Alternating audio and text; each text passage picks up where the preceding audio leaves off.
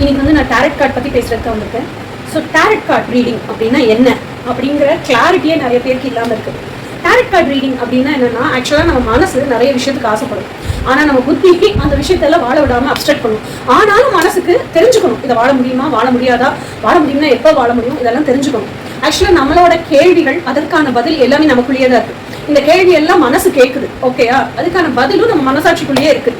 இப்போ ஒரு நல்ல தியானம் பண்ணுறவங்களா இருந்தால் உட்காந்து தியானம் பண்ணி அவங்கவுங்க மனசாட்சி கூட அவங்களால கனெக்ட் பண்ணிக்க முடிஞ்சுது. அந்த மனசாட்சி தான் ஹையர் செல்ஃப். கனெக்ட் பண்ணிக்க முடிஞ்சுது அப்படின்னா காமா இருக்கும்போது அவங்க கேட்ட கேள்விக்கான பதில் அவங்களுக்கு கிடைக்கும். ஸோ தட் அந்த மனசாட்சியோட கனெக்ட் ஆயிருக்காங்க, கம்யூனிகேஷன்லேயே இருக்காங்கன்னா அந்த பதிலை அவங்களால உணர முடியும். ஆனால் நம்ம டே டு டே லைஃப்ல எல்லாருமே அப்படி இருக்கிறது இல்லை இல்லையா? யார் வந்து ஜாஸ்தியாக அந்த மெடிடேட்டிவ் அந்த அவங்களோட ஸ்டேட் ஆஃப் பீயிங் ஆஃப் மைண்டை வந்து ரிலாக்ஸ்டாக காமா அப்படியே வச்சிருக்காங்களோ அவங்க தான் அவங்களுக்குள்ள அவங்க ரொம்ப இன்டிமேட்டாக கனெக்டடாக இருக்காங்க, மனசாட்சி கூட எல்லாம் கனெக்டடாக இருக்காங்க. நாங்கள் டேரட் கார்டு ரீடர்ஸ்லாம் அப்படி தான் இருக்கும்.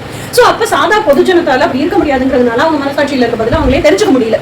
ஸோ அப்போ எங்கள் டேரட் கார்டு ரீடர்ஸ்ட்டு வரும்போது நாங்கள் என்ன செய்வோம் அப்படின்னு சொன்னால், பொதுவாக அவங்களோட கேள்விகள், மனசுல என்ன கேள்வி இருக்கோ அவங்களோட மனசு, மனசாட்சி, இறைசாட்சி, இது மூணையும் டேரட் கார்டு கூட கனெக்ட் பண்ணிடுவோம். ஸோ அப்போ அவங்களோட கேள்விகள் என்னவோ அந்த கேள்விகளுக்கு இறைசாட்சிகிட்ட இருந்தே பதில் வாங்கி அவங்களுக்கு கொடுத்துருவோம். இப்படி எனர்ஜி ரீடிங் நம்ம பண்றோம் இல்லையா? அந்த நபருக்கான கேள்வி, அந்த பதிலை வந்து இறைசாட்சிகிட்ட இருந்து வாங்கி கொடுக்குறோம், பிரபஞ்சத்துக்கிட்ட இருந்து வாங்கி கொடுக்குறோம். இதுதான் ஆக்சுவலான டேரட் கார்டு ரீடிங். புரிஞ்சிருக்கும்னு நினைக்கிறேன். இப்போ என்னென்ன கார்டு எதை குறிக்குது அப்படிங்கிறத பார்ப்போம் டேரட் கார்டில். அதை வச்சு எப்படி ப்ரெடிக்ஷன் சொல்கிறோம் அப்படிங்கிறத பார்ப்போம். உங்களோட சிந்தனை அப்படிங்கிறது தாட்ஸ், அதை குறிக்கிறது காற்று, ஓகே? அதை வந்து ஸ்வார்ட்ஸ் மாதிரி இப்படி தான் காமிச்சிருப்பாங்க. இதில் கத்தி இருக்குது பாருங்கள், இந்த சைடு 6 கத்தி இருக்கா? ஸோ ஒவ்வொரு கார்ட்லேயும் இப்படி தான் வந்து கத்தி காமிச்சிருப்பாங்க. இந்த கத்தி இருந்துச்சு அப்படின்னா இந்த டேரட் கார்டு எதை குறிக்குது அப்படின்னா உங்கள் சிந்தனை குறித்த ஒரு விஷயத்த சொல்லுது அப்படின்னு அர்த்தம். அடுத்த கார்டு பாருங்க, கப்ஸ் கொடுத்துருக்காங்க. கப்ஸ்னா என்ன? தண்ணியை கொள்ளக்கூடிய ஒரு பாத்திரம் இல்லையா? அப்போ இது வந்து உங்க எமோஷன்ஸ் சொல்லுது. அப்போ இது நீர், அதாவது பஞ்சபூதத்துல ஒரு பூதமான நீர் அப்படிங்கிறத பத்தி அதை வச்சு உங்க எமோஷனல் ஸ்டேட்டை சொல்லக்கூடிய கார்டு தான் வாட்டர், கப்ஸ், ஓகேயா? இது வந்து பென்டக்கிள்ஸ், கோல்டு காயினாக இருக்கா? இது வந்து பென்டக்கிள்ஸ். அப்போ உங்களோட மெட்டீரியலிஸ்டிக் திங், உங்களோட ஃபினான்ஸ், உங்களோட கெரியர், ஜாப், இதை பற்றி எல்லாம் பேசக்கூடியது தான் இந்த பென்டக்கிள்ஸ், ஓகே? இந்த பென்டக்கிள்ஸுங்கிறது என்னது? நிலம். ஏன்னா சாலிட், அசர்ட் இல்லையா? அதனால நிலம். இது வந்து சூரியன். நீங்கள் எப்படி பிரைட்டாக ஷைன் ஆக போகிறீங்க? இது வரைக்கும் இருட்டில் இருந்தீங்க, நிறைய கொஷின்ஸுக்கு பதில் கிடைக்காம இருந்துச்சு, கிளாரிட்டி வந்துருச்சு.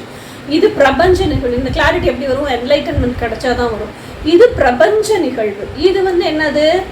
இதுதான் மேஜர் ஆர்கானா, ஆகாயம். பஞ்சபூதத்துல 4 பூதம் சொல்லியாச்சு.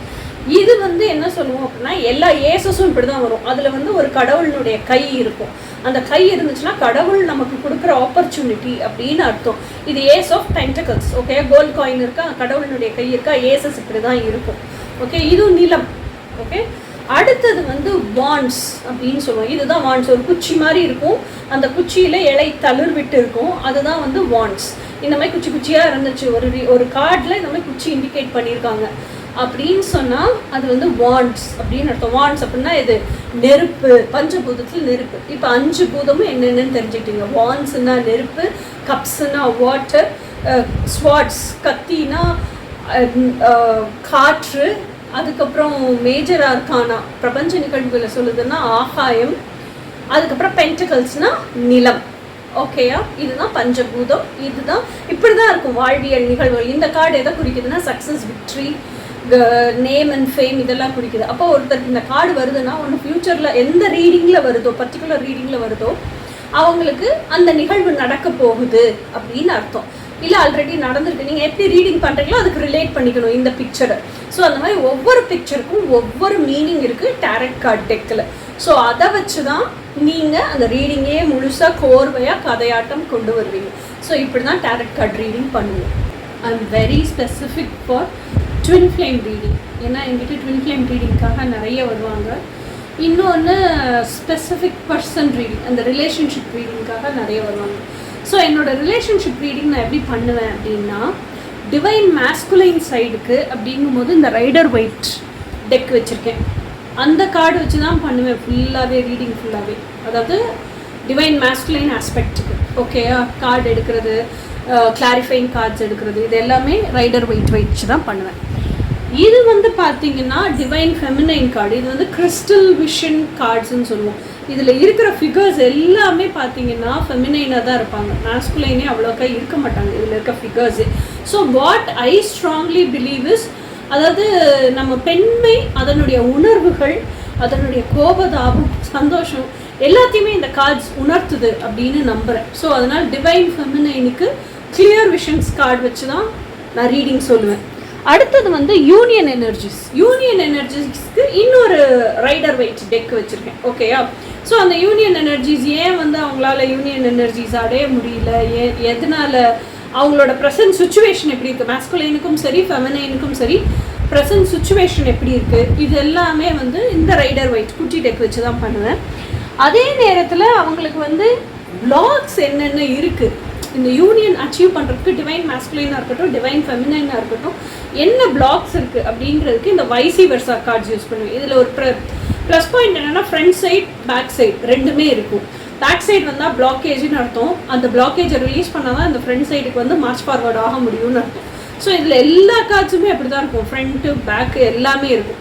ஸோ அப்போ அந்த ஃப்ரண்ட்டு பேக்கை வச்சு தான் அவங்களோட பிளாக்கேஜ் என்ன, எப்படி பிளாக்கேஜ் ரிமூவ் பண்ணுறது யூனியன் எனர்ஜிஸ்க்கு சொல்லுவேன்.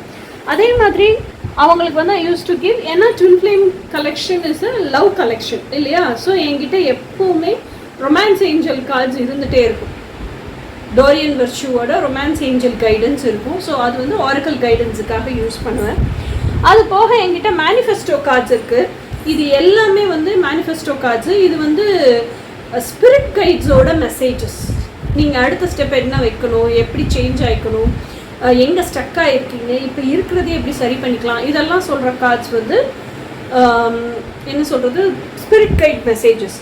இது போக நானே ஓனாக தயாரித்த டெக் ஒன்று இருக்குது, ட்வின் ஃப்ளேம் ஆரக்கல்.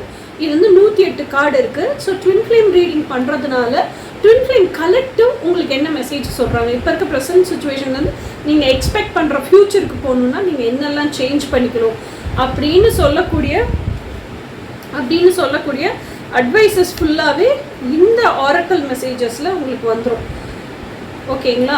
இந்த ரீடிங் பண்ணும்போது நம்ம ஷஃபிள் பண்ணி தான் கார்டு எடுப்போம். ஷஃபிள் பண்ணி கார்டு எடுக்கும்போது நம்ம யூகிச்சு இவங்களுக்கு இந்த ரீடிங் வந்துருக்கு அதுக்கு சம்மந்தமாக கார்டு எடுப்போம்லாம் எடுக்க மாட்டோம்.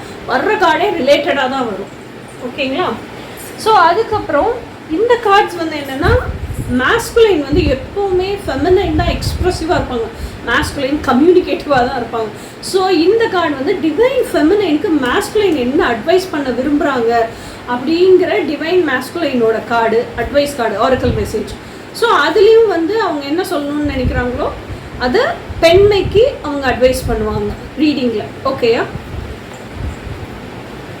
அதே மாதிரி டிவைன் ஃபெமினைனும் டிவைன் மாஸ்குலைன் கிட்ட என்ன எக்ஸ்ப்ரெஸ் பண்ணணும்னு நினைக்கிறாங்களோ அதை வந்து டிவைன் ஃபெமினைன் எக்ஸ்ப்ரெஸ் பண்ணுவாங்க. ஃபெமினைன் அதாவது மிஸ்டீஸ் எக்ஸ்ப்ரெசிவ் ஆரக்கல் இது.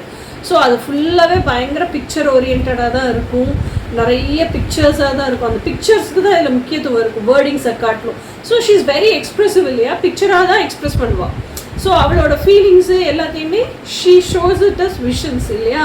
ஸோ அந்த மாதிரி தான் அவள் என்ன நினைக்கிறாளோ அதை தெரிவிக்கணும்னு நினைக்கிறத கார்ட்ஸ் மூலியமாக Sheel share with the masculine.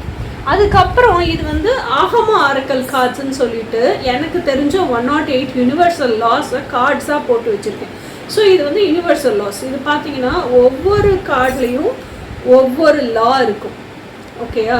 So நீங்கள் எந்த லாவில் கான்சென்ட்ரேட் பண்ணும், அப்போதைக்கு நீங்கள் எதையோ ரியாலிட்டிக்கு கொண்டு வர விரும்புகிறீங்க இல்லையா, அதுக்கு எந்த யூனிவர்ஸோட லாவை நீங்கள் ஃபாலோ பண்ணணும், எதை பற்றி டீப்பாக அனலைஸ் பண்ணணும், ஆராய்ச்சி பண்ணணும், இதெல்லாம் வந்து பிரபஞ்சமே உங்களுக்கு கைடன்ஸ் கொடுக்கும். இதுதான் வந்து யூனிவர்ஸ் கார்ட்ஸ். இப்படி தான் வந்து நான் ட்வின் ஃப்ளேம் ரீடிங் பண்ணுவேன். ஸ்பெசிஃபிக்காக பர்சனல் ரீடிங்கும் பண்ணுவேன். பர்சனல் ரீடிங்கில் எதை பற்றி பண்ணுவேன்னா உங்களோட பாஸ்ட்டு, ப்ரெசண்ட்டு, ஃப்யூச்சர், அதுலேயும் ஸ்பெசிஃபிக்காக ரிலேஷன்ஷிப் இப்போ எப்படி இருக்குது, நீங்கள் இருக்கிற இடத்துல இருக்கிற ரிலேஷன்ஷிப் எப்படி இருக்குது, அது போக உங்கள் ஃபினான்ஸ் அண்ட் கெரியர் எப்படி இருக்கும், ஸோ உங்களோட மென்டல் சாட்டிஸ்ஃபேக்ஷன், எமோஷனல் கண்டிஷன் எப்படி இருக்குது, இதெல்லாம் பண்ணுவேன்.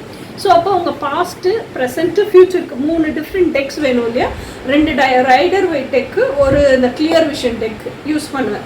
அதே மாதிரி நீங்கள் மார்ச் ஃபார்வர்ட் ஆக முடியாமல் நீங்கள் ஏதோ ஒன்று நினைக்கிறீங்கல்ல, எக்ஸ்பெக்டட் அவுட்கம் நினைக்கிறீங்க, அதுக்கு போக முடியல, அதை மேனிஃபெஸ்ட் பண்ண முடியலன்னா எது பிளாக் பண்ணுதுங்கிறதுக்கு வைசி வெர்சா கார்ட்ஸ் யூஸ் பண்ணுவேன்.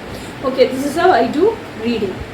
பர்சனல் ரீடிங்க்குமே I do all the oracle messages, spirit கைட்ஸோட ஆரக்கல் மெசேஜஸ் பார்ப்பேன். லவ் ரிலேஷன்ஷிப் ரீடிங் இருந்தால் லவ் ஆரக்கல் மெசேஜ் பார்ப்பேன். ட்வின் ஃப்ளேம் கலெக்டிவோட ஆரக்கல் மெசேஜஸ் பார்ப்பேன். If suppose it's a personal reading which is related to career and finances அப்படின்னா ஆகம ஆரக்கல்ஸ் பார்ப்பேன்.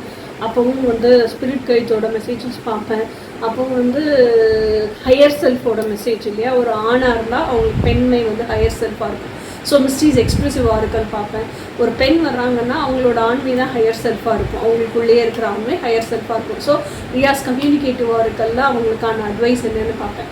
So என்னோடய பர்சனல் ரீடிங்லேயுமே it is filled with full of எப்படி சொல்கிறது, 350 rupees ஸ்டார்ட் பண்ணுது. ஜஸ்ட் 1 question கேட்கலாம். அந்த மாதிரி 350 rupeesலேருந்து கம்ப்ளீட் ஃபுல் 2500 rupeesக்கு ரீடிங் இருக்குது. ஸோ அது வரைக்குமே எல்லா ரீடிங்ஸ்லையுமே என்னோடதில் ஆரக்கல் மெசேஜஸ் வரும். Either it's a twin flame reading or a personal reading oracle messages இருக்கும்.